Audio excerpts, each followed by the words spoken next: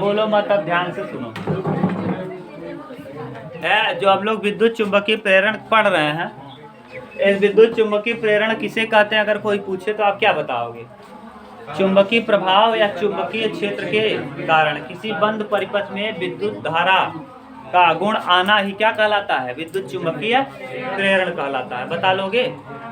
सुनो, फिर से मैं बोल रहा हूँ, चुंबकीय प्रभाव या चुंबकीय क्षेत्र के कारण किसी बंद परिपथ में न विद्युत धारा का गुण आना ही क्या कहलाता है?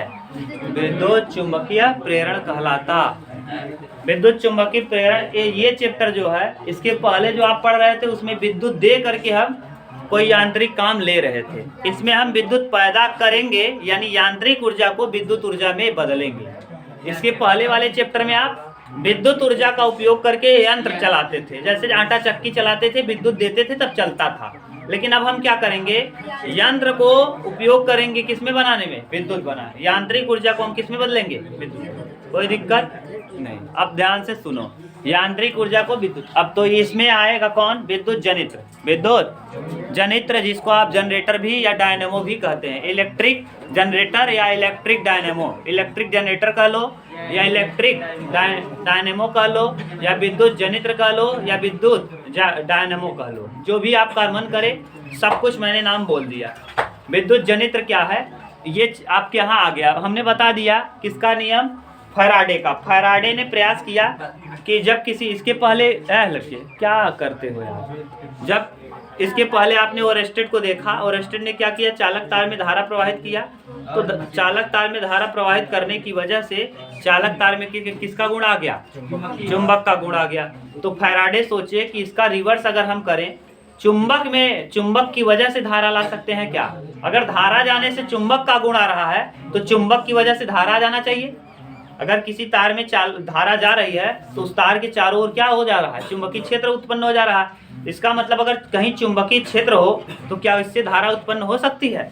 तो उन्होंने प्रयास किया और प्रयोग करना चालू किया। बाद में वो प्रयोग में सफल भी हुए, लेकिन असफल होते हुए सफल हुए। क्यों? जब अंतिम प्रयास करना रहा कि अब वो सोच लिए कि अब कुछ होने वाला है नहीं, चुंबक को फेंक फाक के जा रहे थे।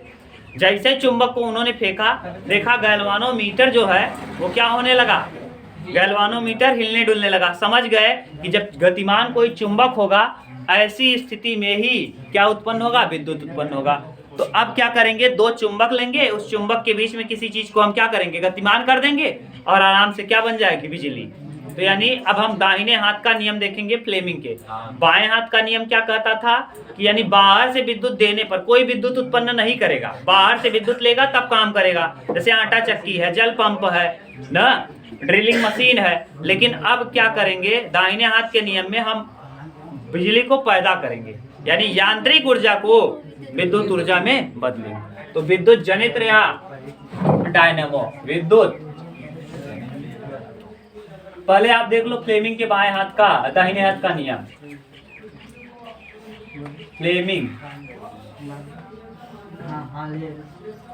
फ्लेमिंग के दक्षिण हस्त नियम, दाहिने हाथ का नियम।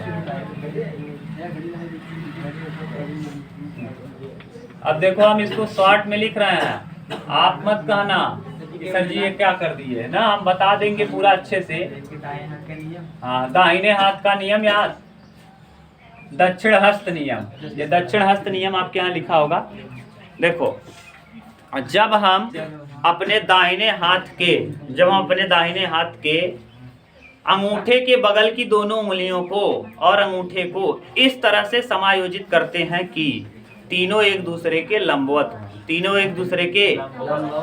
हों, तो ऐसी स्थिति में तीन अंगुली लिए हो, तीनों का नाम हम लिख रहे हैं। अंगूठा लिए हो, अंगूठा, तर्जनी और मध्यमा या मध्यिका,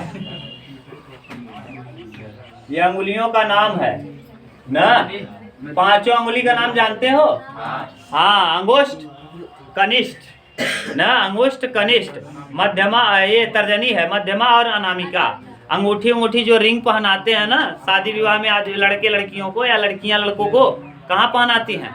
अनामिका में, ज्यादातर अनामिका में ही पहनाती हैं। अगर संयोग से क्या हो गया, बड़ा हो गया अंगूठी, तो बिचवा में डाल देती हैं, वो अलग की बात है।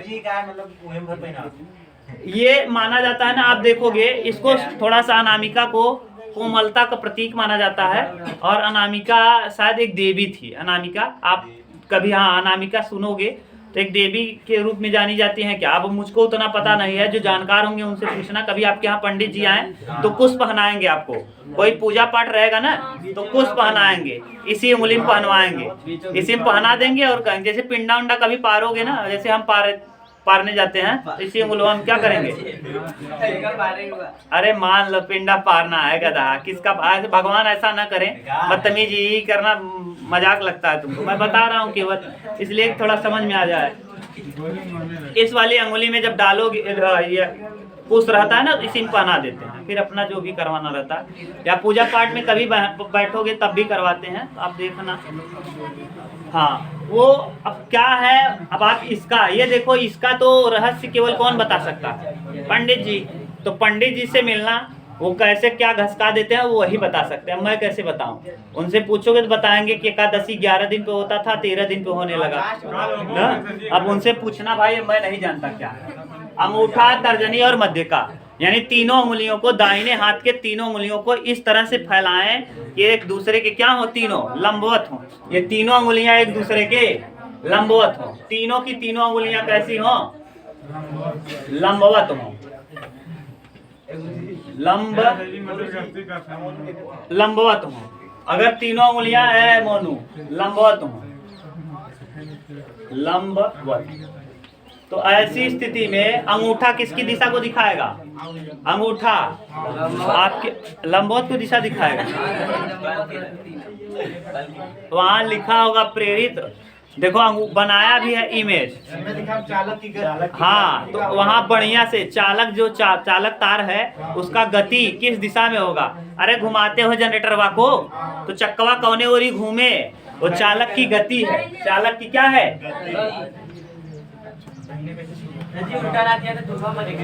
हाँ, उल्टा। चालक की गति, चालक की क्या दिखाएगा? गति। तर्जनी क्या दिखाता है?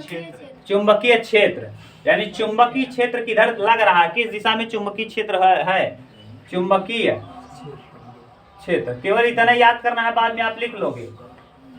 और उसके बाद प्रेरित धारा। हाँ, प्रेरित धारा। प्रेरित धारा क्यों कर रहे हैं? क्योंकि धारा को हम उत्पन्न कर रहे हैं। प्रेरित इसलिए कर रहे हैं क्योंकि हम धारा को यहाँ बाहर से नहीं बल्कि बना रहे हैं। धारा को क्या कर रहे हैं? प्रेरित कर रहे हैं, यानी उत्पन्न कर रहे हैं। समझ गए? तो यानी यदि हम, अब देखो पूरा नियम कैसे लिखोगे। यदि हम अपने दाहिने हाथ के अंगूठे, तर्जनी और मध्यिका को इस तरह से फैलाएं कि ये तीनों एक दूसरे की क्या हो? लंबवत हो, तो ऐसी स्थिति में अंगूठा चालक की गति को दिखाता है। अरे बताया तो यार, कई बार पूछोगे। चालक की गति, तुम कभी जनरेटर चलाए हो? जनरेटर का पहिया देखे हो? घूमता है कि वैसे चला देते हो? चक्कवा एक जगह रुका रहता है, बिजली बनती रहती है। घूमता है कि नहीं? तो उसके बाद घूमता रहता है कि नहीं घूमता? तने बड़े चक्का रथ कहो तू, ऐसा लगत विदेश से आए हो। उसके बाद नाचना बंद कर देता है। तुम बेकार हो, तुम जाके देखो घर पे, मैं तुमको नहीं बता सकता। तुम्हारी वजह से मैं कल एक जगह वीडियो भेजा तो कह रहे हैं आप कैसे समझाते हैं लड़कों को। तो मैंने कहा मेरे यहाँ अगर आप आ जाएंगे ना, ऐसे ऐसे बेवकूफ हैं, कभी जीवन में नहीं देखे हैं कि कैसे जनरेटर चलता है। कह रहे हैं एक बार नाचता उसके बाद बंद हो गया तो कहाँ फिर बिजली पैदा होगा? तो चलत रहा, तो वही तो कह रहे हैं, चालक की वही क्या है? चालक की गति। तर्जनी किसको दिखाता है? चुंबकीय क्षेत्र। चुंबकीय क्षेत्र अभी नॉर्थ से साउथ है। अभी आप देखोगे जब जनरेटर बनाएंगे, देखना चुंबकीय क्षेत्र बताएंगे। दो तरीके का बनेगा, एसी जनित्र और डीसी जनित्र। अल्टरनेटिंग करंट जनित्र जनरेटर और डायरेक्ट करंट जनित्र। वहां देखो लिखा होगा 2 प्रकार का जनरेटर होता है, तो वहां बताएंगे स्प्लिटर, वहां स्लिपरिंग होगा, तो सब कुछ वहां बताएंगे। अभी तुम कह रहे हो कि कैसे अब हम कहाँ से बता दें? यहाँ लाएं जनरेटर, यहाँ खड़ा करें, घुमाएं यहाँ ऐसे। प्रेरित धारा, यानी जो धारा उत्पन्न हो रही है उसकी बताने का काम कौन सी करेगी अंगुली? ये अगर मान लो ये देखो, अगर हम ऐसे फैला लें तो अगर ऊपर की तरफ चालक की गति है, ऊपर की तरफ क्या है, चालक की गति है, तो तर्जनी अंगुली यहाँ यानी चुंबकीय क्षेत्र कहाँ जाएगा, उधर। और जो धारा बहेगी किस तरफ, इस बाहर सामने की तरफ धारा निकलेगी। अगर हम ऐसे कर लेंगे तो देखो अब अंदर की तरफ प्रेरित धारा जाएगी ना, चालक की गति कहाँ होगी, नीचे की ओर, और ये चुंबकीय क्षेत्र कहाँ होगी। अगर हम ऐसे कर दें तो ऐसी स्थिति में देखो ये तर्जनी अंगुली चुंबकीय क्षेत्र कहाँ जाएगा, आगे, और चालक की गति कहाँ होगी, ऊपर, और धारा कहाँ जाएगी, अंदर। अगर ऐसे कर लें तो बस यही अंगुली घुमाते जाओ, बनता जाएगा, जिधर ले जाओगे सब कुछ बनेगा ना। तो इसी पर आधारित होता है विद्युत जनित्र। फ्लेमिंग के दाहिने हाथ पे आधारित क्या होता है, विद्युत जनित्र। तो हम देखिए विद्युत जनित्र या डायनामो देखते हैं। विद्युत जनित्र या डायनामो।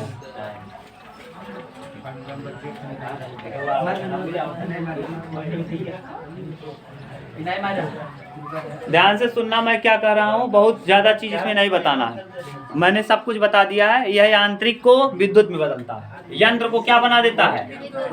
हाँ,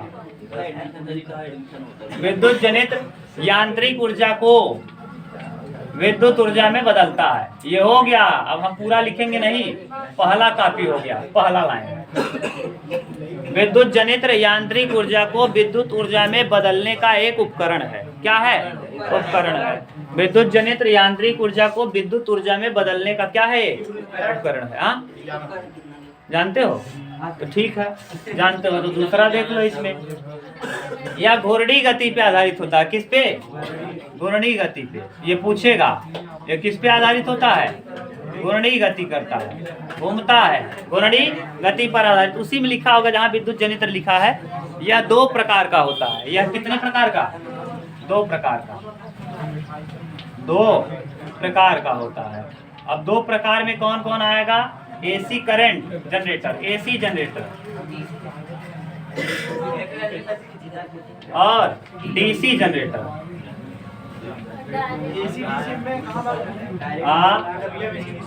एसी डीसी देखो यहाँ है, लिखा है बढ़िया से, नीचवा देखो, प्रत्यावर्ती धारा और दिष्ट धारा। हिंदिया में अंग्रेजिया में बोल दे रहे हैं तो तुमको दिक्कत हो रही है। Alternating current generator, direct current generator. Direct current generator जो है ये हम लोगों को यहाँ शादी विवाह में आता है। धकधकौआ, कौन सा, धकधकौआ, जो शादी विवाह में लगाए देती, तेल डाल देती, धक धक धक धक धक धक चलत रहा था। और एसी करंट जनरेटर जो है ये कहाँ से आता है जानते हो, बिजली घरों से। ये वाला सस्ता होता है और ये वाला। अच्छा ये बताओ, साल भर में जितना बिजली तुम खर्चा करते हो, बस साल भर में तुम जितना बिजली खर्चा करते हो, सुनो, समझ गए, साल भर में जितना खर्चा करते हो एक दिन में उतना खर्चा ये दे देगा। हाँ, डीसी वाला। अच्छा, जितना तेल एक दिन में कितना लेता जनरेटर का पैसा, वो 3-4 हजार रुपया ले लेते हैं। 3500 रुपया जनरेटर लगा देगा। 3500 तू अगर बल्ब जितना वो चलाए ना चीज, अगर उतना चीज तू चलाऊगा ऐसे एसी से, तो साल भर 35 से भर देता, हर साल भर काम चलता रहे। ये हाँ, लेकिन ये दूर तक नहीं जाता, ये दूर तक नहीं जाता। आगे हम पढ़ेंगे एसी और डीसी क्या है कल। हाँ, सब पढ़ेंगे कल।